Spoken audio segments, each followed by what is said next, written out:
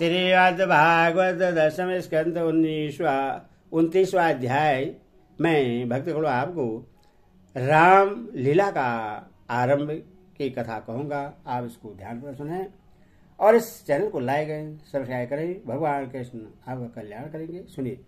श्री सुखदेव जी कहते परिषद शरद ऋतु थी, उसके कारण बेला चमेली आदि सुगंधित पुष्प खिलकर मह महक रहे थे।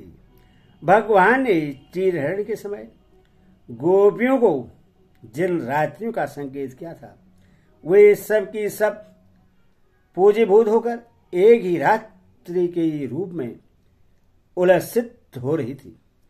भगवान ने उन्हें देखकर दिव्य बनाया। गोपियां तो चाहती ही थी।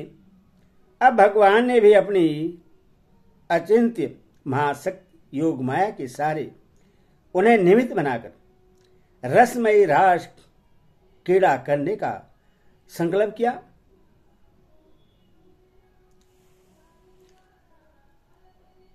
अमना होने पर भी उन्होंने अपने प्रेमियों की इच्छा पूर्ण करने के लिए मन स्वीकार किया।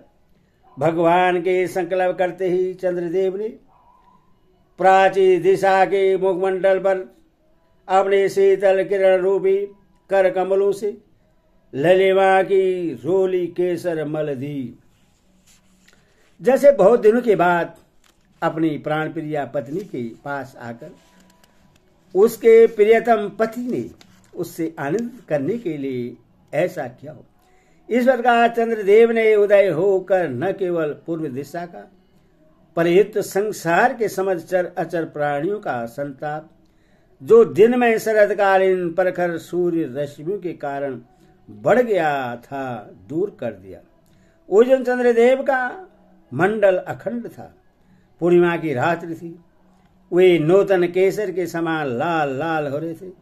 कुछ संकोच मिश्रित अभिलाषा से युक्त जान पड़ते थे।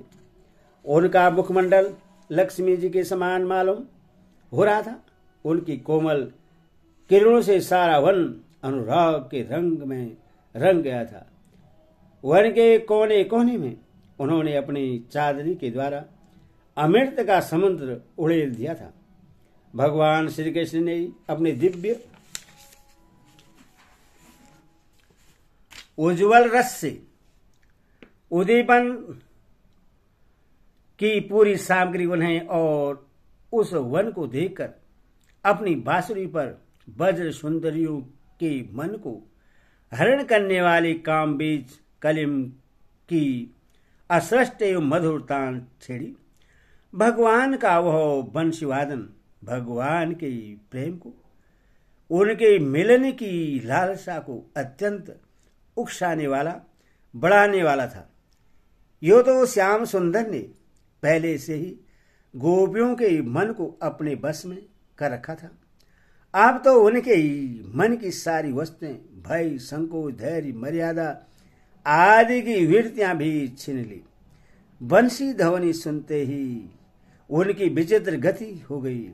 जिन्होंने एक साथ साधना की थी श्री कृष्ण को पति रूप में प्राप्त करने के लिए, वे गोपियां भी एक दूसरे को सूचना न देकर वहां तक कि एक दूसरे से अपनी चेष्टा को छिपाकर जहां हुए थे वहां के लिए चल पड़ी। परिषद वे इतने वेग से चली थी कि उनके कानों के कुंडल झोंके खा रहे थे।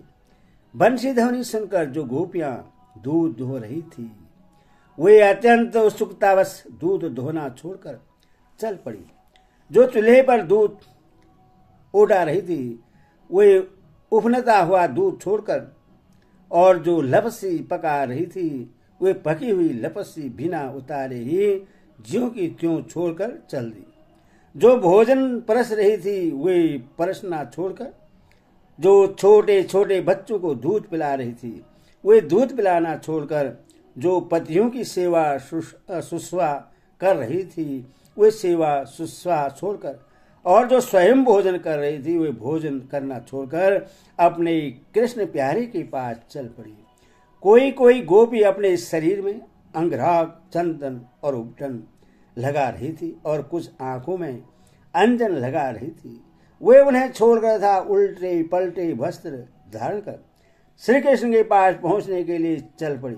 पिता और पतियों ने, भाई और जाति बंधु ने उन्हें रोका, उनकी मंगलमयी प्रेम यात्रा में विघ्न डाला, परंतु वे इतनी मोहित हो गई थी कि रोकने पर भी न रुकी, न रुक सकी। रुकती कैसे? विश्व विमोहन श्री कृष्ण ने उनके प्राण, मन और आत्मा सब कुछ का अपहरण जो कर लिया था। परीक्षित, उस समय कुछ गोपियां घरों के भीतर थी, उन्हें बाहर निकलने का मार्ग ही न मिला।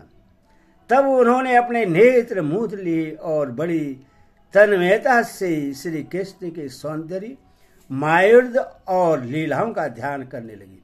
परीक्षित, अपने परम प्रियतम श्री कृष्ण के ऐसा विरह की तीव्र वेदना से उनके हृदय में इतनी व्यथा, इतनी जलन हुई कि उनमें जो कुछ अशुभ संस्कारों का लेश मात्र अवशेष था वह भस्म हो गया। इसके बाद तुरंत ही ध्यान लग गया। ध्यान में उनके सामने भगवान श्री कृष्ण प्रकट हुए। उन्होंने मन ही मन बड़े प्रेम से, बड़े आवेग से उनका आलिंगन किया। उस समय उन्हें इतना सुख, इतनी शांति मिली कि उनके सब के सब पुण्य के संस्कार एक साथ ही क्षीण हो गए। परीक्षित, यदि भी उनका उस समय श्री कृष्ण के प्रति जार भावी था, तथापि कहीं सत्य वस्तु भी भाव की अपेक्षा रखती है। उन्होंने जिनका आलिंगन किया, चाहे किसी भी भाव से किया हो, वे स्वयं परमात्मा ही तो थे। इसीलिए उन्होंने पाप और पुण्य रूप कर्म के परिणाम से बने हुए गुणमय शरीर का परित्याग कर दिया। भगवान की लीला में सम्मिलित होने के योग्य दिव्य अपराकृत शरीर प्राप्त कर लिया।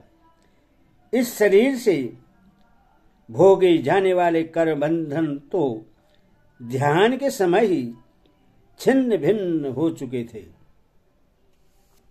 राजा परीक्षित सा भगवान, गोपियां तो भगवान श्री कृष्ण को केवल अपना परम प्रियतम ही मानती थी। उनका उनमें ब्रह्म भाव नहीं था। इस प्रकार उनकी दृष्टि प्राकृतिक गुणों में ही आसक्त दिखती थी। ऐसी स्थिति में उनके लिए गुणों की प्रभाव रूप इस संसार की निवृत्ति कैसे संभव हुई? श्री सुखदेव जी ने कहा, परीक्षित, मैं तुमसे पहले ही कह चुका हूं कि चेदिराज शिशुपाल भगवान के प्रति द्वेष भाव रखने पर भी अपने प्राकृतिक शरीर को छोड़कर अप्राकृतिक शरीर से उनका पादर्श हो गए। ऐसी स्थिति में जो समस्त प्रकृति और उसके गुणों से अतीत भगवान श्री कृष्ण की प्यारी हैं और उनसे अन्य प्रेम करती हैं, वे गोपियां उन्हें प्राप्त हो जाए, इसमें कौन सी आश्चर्य की बात है? परीक्षित, वास्तव में भगवान प्रकृति संबंधी वृद्धि, विनाश, प्रमाण, प्रमेय और गुण गुणी भाव से रहित हैं।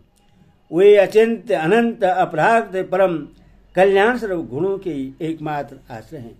उन्होंने यह जो अपने को तथा अपनी लीला को प्रकट किया है, उसका प्रयोजन केवल इतना ही है कि जीव उसके सारे अपना परम कल्याण संपादन करे। इसीलिए भगवान से केवल संबंध हो जाना चाहिए। वह संबंध चाहे जैसा हो, काम का हो, क्रोध का हो, भय का हो, स्नेह, नातेदारी या सौहार्द का हो, चाहे जिस भाव से भगवान में नित्य निरंतर अपनी वृत्तियां जोड़ दी जाएं, वे